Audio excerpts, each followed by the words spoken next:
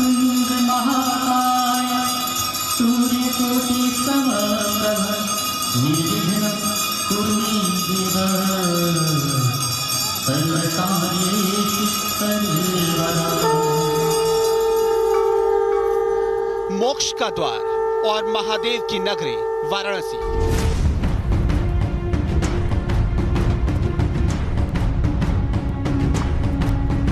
UP की सबसे high profile Lok Sabha seat, जिस पर देश ही नहीं दुनिया भर की नजरें टिकी हैं। इसकी वजह है पीएम नरेंद्र मोदी, जो वाराणसी से मौजूदा सांसद हैं। ऐसे में वाराणसी का युवा वोटर 2019 में किसके साथ होगा, उसके लिए चुनाव में सबसे अहम मुद्दा क्या होगा, ये जानने और समझने के लिए न्यूज नेशन की वोटर बाइक वाराणसी पहुंची।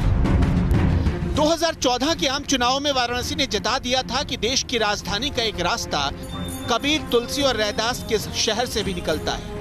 देश की राजधानी से वाराणसी भले ही करीब 800 किलोमीटर दूर हो, लेकिन सत्ता की दूरी फक्कड़ वाराणसी किसी के लिए भी कम कर सकता है। बस शर्त यह है कि वो दिल को भा जाए। लेकिन आज यहाँ आने के बाद लगता है कि न मुझे किसी ने भेजा है, न मैं यहाँ आया हूँ। मुझे तो माँ गंगा ने बुलाया है। और एक बालक जैसे अपनी माँ की गोद में वापस आता है, वैसी मैं अनुभूति कर रहा हूँ।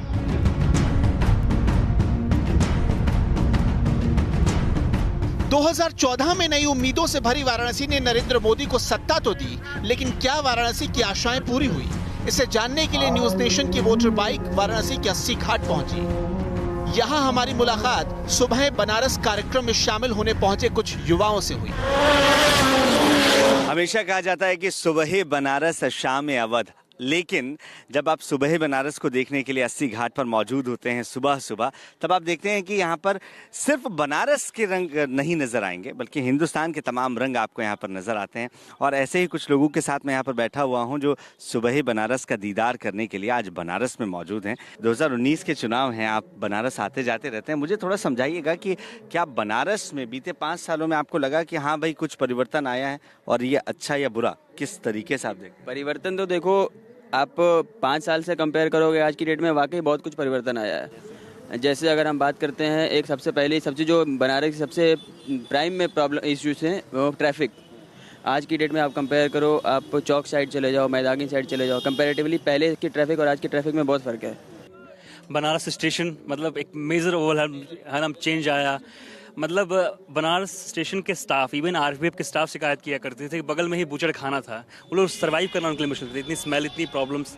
अब पूरा स्टेशन कवर ओवरहॉल हो गया है। घुसते ही हम लोग एक फॉर्च्यूनर जैसी गाड़ी लेके सिटी में ड्राइव कर पा रहे हैं। अदरवाइज यहाँ के लोकल्स अपने कार रख के घर में बाइक लेके ही निकलना, बिकॉज अब कर ही नहीं सकते, आप आप चला ही नहीं सकते थे। अब ट्रैफिक नहीं है तो लोग जल्दी कहीं कहीं पहुँच जा रहे हैं, जल्दी चीज़ों की डिलीवरी हो पा रही है। जैसे अब कहीं से कुछ ले किसी को निकलना है, अब पता चला कि हम गए यहाँ पे गोदौलिया गए, वहाँ से कुछ सामान हमने पिक किया, अब हमें अपने शॉप पे जाना है या कहीं भी डिलीवर करना है उसको, हम 2 घंटे ट्रैफिक में फंस गए। पता चला अगला जिसको देना है वो वहाँ खड़ा होकर वेट कर, भैया नहीं आओगे, चलो छोड़ो हटाओ। जब हर आदमी आपसे टकराने लगे, इसका मतलब आप उल्टी दिशा में हो सकते हैं। ऐसा तो नहीं है कि मोदी जी? नहीं, मोदी जी उल्टी दिशा में नहीं है, मोदी जी सही दिशा में है। और देश के लिए उन्होंने क्या क्या किया ये शायद सारे आवाम को पता है। एक मतलब उन्होंने पूरे फॉरेन कंट्रीज़ में इंडिया को एक ऐसे लेवल पे लेके गया कि हम आज कहीं भी बाहर जाएं या रिप्रेजेंट करें तो वो समझ लीजिए कि एक शान की बात है। ये जीएसटी तो अभी आई है, ये पहले जब सर्विस टैक्स हुआ करता था कांग्रेस के टाइम में, तब भी ये चीज़ें दिक्कत आई थी, और इवन जिससे ज़्यादा दिक्कतें आई थी। और इससे सबसे ज़्यादा दिक्कतें हमें कहीं ना कहीं बिजनेसमैन को उठानी पड़ी है। लेकिन आज भी बिजनेसमैन, मोर देन 99% बिजनेसमैन आज भी मोदी जी को ही सपोर्ट करता है। ये तो बनारस के घाट में हम बैठे हुए हैं, 80 घाट की सीढ़ियों पर, और लोगों से चर्चा कर रहे हैं सुबह बनारस के साथ।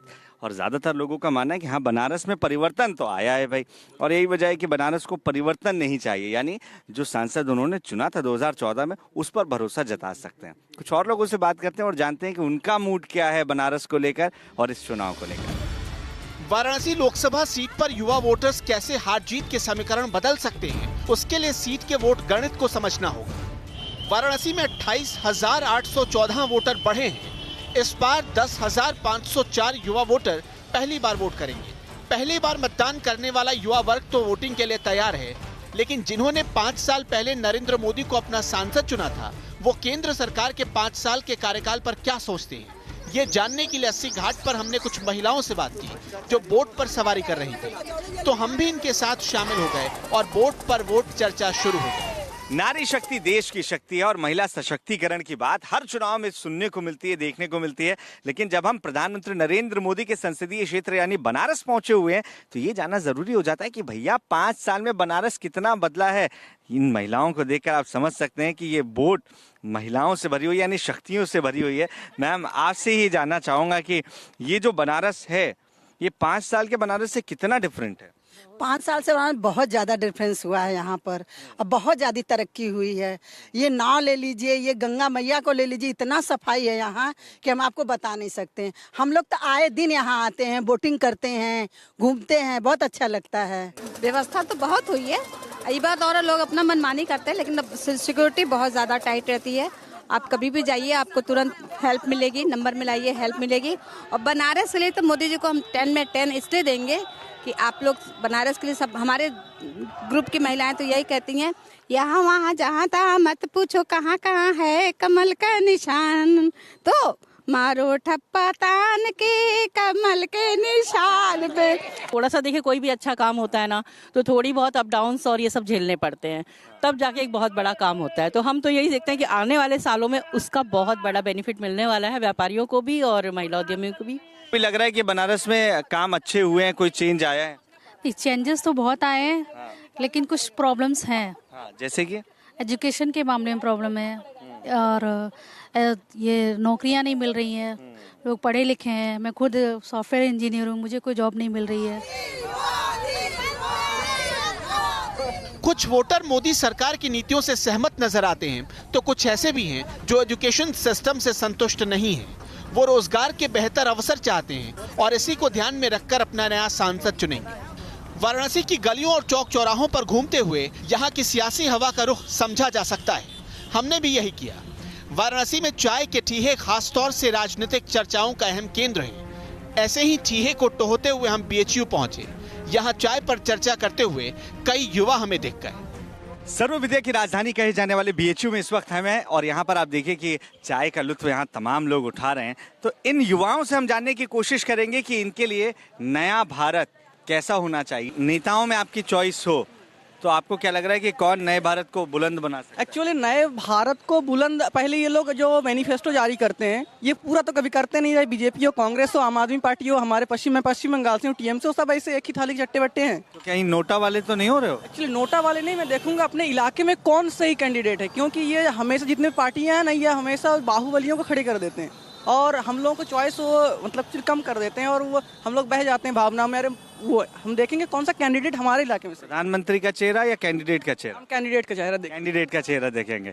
और इसके अलावा यहाँ पर ये 2 बच्चे और बैठे हुए हैं, क्या कर रहे हैं आप लोग? सर BA ऑनर्स कर रहे हैं। BA ऑनर्स कर रहे हैं। इस बार वोट तो देंगे? बिल्कुल देंगे। तो क्या सोच कर देंगे कि किस तरीके का नेता आपको चाहिए, लीडर चाहिए? हम उस तरह का लीडर चाहिए जो हमें मतलब सबसे पहले तो रोजगार प्रोवाइड कराए और उसके बाद विकास कार्यों में ध्यान दे। हाँ, राष्ट्रवाद रहना चाहिए। ऐसा नहीं है कि मतलब वो एक अनिवार्य है, वो तो हर चीज़ में राष्ट्रवाद रहना चाहिए। मतलब पढ़ रहे हैं उसमें भी राष्ट्रवाद है, खेल रहे हैं उसमें भी राष्ट्रवाद है। वो एक मतलब जबरदस्ती विचारधारा के माध्यम से नहीं थोप सकते, वो केवल अपने मतलब करने का। अभी थोपा जा रहा है क्या?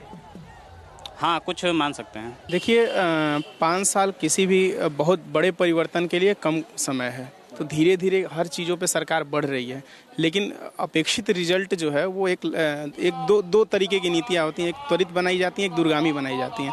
तो मोदी सरकार पूरे 5 साल में जो है दूरगामी नीतियों पे काम की है धीरे धीरे, लेकिन अभी भी एजुकेशन सेक्टर ऐसा है और रोजगार ऐसा सेक्टर है जिस पे और ज़्यादा काम करने की आवश्यकता है, क्योंकि देश की जनसंख्या बहुत ज़्यादा है। देखिए, रोजगार और शिक्षा अच्छी होनी चाहिए और ज़रूरी भी है, लेकिन कुछ समय पहले जो घटनाएं घटी है उसका जिस प्रकार से हमारी सरकार ने उत्तर दिया है बहुत ही काबिले तारीफ है। क्या चाहते हैं आप नए भारत में जो अभी नहीं है? अभी तो एजुकेशन सिस्टम बहुत करप्ट है, तो हम ये चाहेंगे कि पहले एजुकेशन सिस्टम को अच्छा बनाया जाए। Yes sir. और कोई एक ऐसा चेहरा है जो ये कर सकता है, जो इसकी बात भी कर रहा है, जो इसके बारे में सोच रहा है, आपको लगता है? सर एग्जैक्ट तो अभी कोई ऐसा सामने नहीं है, जितने भी उम्मीदवार हैं कोई नहीं लगता। ये 21वीं सदी में बालिग हुए युवा हैं जो नए भारत में रोजगार के अवसर तलाशते हैं। तो शिक्षा के स्तर में जरूरी सुधार भी चाहते हैं। वहीं पाकिस्तान के खिलाफ की गई एयर स्ट्राइक को सरकार का साहसिक फैसला भी मानते हैं। आगे कुछ और युवाओं की राय आपको दिखाएं, उससे पहले वाराणसी का वोट गणित दिखाते हैं। वाराणसी लोकसभा सीट पर कुल मतदाता हैं 17,96,930, जिसमें पुरुष मतदाता 9,95,263 हैं, जबकि महिला वोटर 8,01,563 हैं। 2014 में युवा वोटर बीजेपी के साथ दिखा था और नतीजे बीजेपी के पक्ष में रहे थे। 2014 में नरेंद्र मोदी वाराणसी से जीते थे, उन्हें 5,81,022 वोट मिले थे। उन्होंने आम आदमी पार्टी के उम्मीदवार अरविंद केजरीवाल को 3,71,784 वोटों के बड़े अंतर से शिकस्त दी थी। केजरीवाल को कुल 2,09,238 वोट मिले थे। कांग्रेस यहां तीसरे नंबर पर रही थी। कांग्रेस प्रत्याशी अजय राय को 75,614 वोट मिले थे। 2019 में युवा वोटर किसके साथ खड़ा होगा, हमने युवाओं के मन की ठाह लेने की कोशिश की। तो महामना की बगिया में हम उन छात्रों के साथ हैं और छात्राओं के साथ हैं जो नए इंडिया की नई तस्वीर पूरी दुनिया के सामने रखेंगे। पहले तो ये बताइए कि किस तरीके का भारत आपको चाहिए? हमें एक ऐसा भारत चाहिए जहाँ पे सभी लोग सहिष्णु रहें, सभी लोगों के अंदर एक जागरूकता रहे अपने देश के प्रति, देश के कर्तव्यों के प्रति और अपने खुद एक मानवता के प्रति। मानते हैं कि बहुत कुछ नहीं हुआ है, मतलब उन्होंने जो वादे किए थे कि 5 साल में बहुत सारे पैसे मतलब अकाउंट में दिए जाएंगे, नहीं हुआ है। पर 5 साल हाँ कुछ तो हुआ है ना। जी नहीं, मुझे लगता है कि नेशनलिज्म एक अच्छी भावना है और एक फॉरेन रिलेशंस जहाँ तक है कि ये फॉरेन रिलेशंस उन्होंने बहुत अच्छे तरीके से मेंटेन किया है। मैं ये मानती हूँ कि नेशनलिज्म एक ऐसा टॉपिक या एक ऐसा अगर मुद्दा बनाया जाए तो it should work in such a way that should unite the country. Nationalism के नाम पे इंडिया में अभी ये हो रहा है कि पीपल और पॉलिटिशियंस और पॉलिटिकल पार्टीज ये इंडिया को डिवाइड कर रहे हैं बहुत बुरी तरीके से, रिलीजन के नाम पे, कास्ट के नाम पे, बहुत चीज़ों के नाम पे दे आर डिवाइडिंग। तो nationalism should be used in a positive way. अभी वो अली बजरंगबली को लेकर बात कर रहे हैं, जो ये कहते थे कि हम 2 करोड़ जॉब्स देंगे, वो अभी कहाँ हैं? वो जो बोलते थे मैं एक पाई का हिसाब दूंगा, वो कौन दे रहा है अभी हिसाब? आप देखिए कि जो पहले इनका जो भाषण में होता था कि मैं रोजगार को लेकर, विकास को लेकर, अभी वो बातें कहाँ है? अभी सिर्फ पुलवामा अटैक को लेकर बात हो रही है, राहुल गांधी 2 सीटों पे चुनाव लड़ रहे हैं उसको लेकर बात हो रही है। यही है बीएचयू की खासियत कि आप यहाँ पर हर मुद्दे पर बात कर सकते हैं और ये नई जनरेशन है, वो जनरेशन जो नए भारत का ना सिर्फ एक पन्ना लिखने वाली है बल्कि नए भारत की तस्वीर कैसी होगी वो यहीं से उकेरी जानी है। तो आपने समझ लिया है कि ये क्या कुछ समझ रहे हैं, क्या कुछ इनके मुद्दे हैं। किसी और जगह पर मिलते हैं क्योंकि बनारस में तमाम रस हैं, तो कुछ नए रस की खोज में आइए देखते हैं कि बनारस की कौन सी गली इंतजार कर रही है।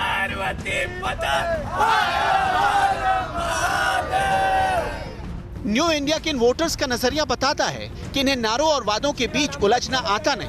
इनके लिए मुद्दे मायने रखते हैं, इसलिए इनके वोट हासिल करने के लिए नारों से ज्यादा जमीन पर काम करना होगा। वोटर बाइक के सफर में यंग वोटर का रुझान खुलकर सामने आ रहा था। वो हर मुद्दे पर खुलकर बात कर रहे थे। वोटर बाइक के सफर में सुबह से शाम हो गई थी।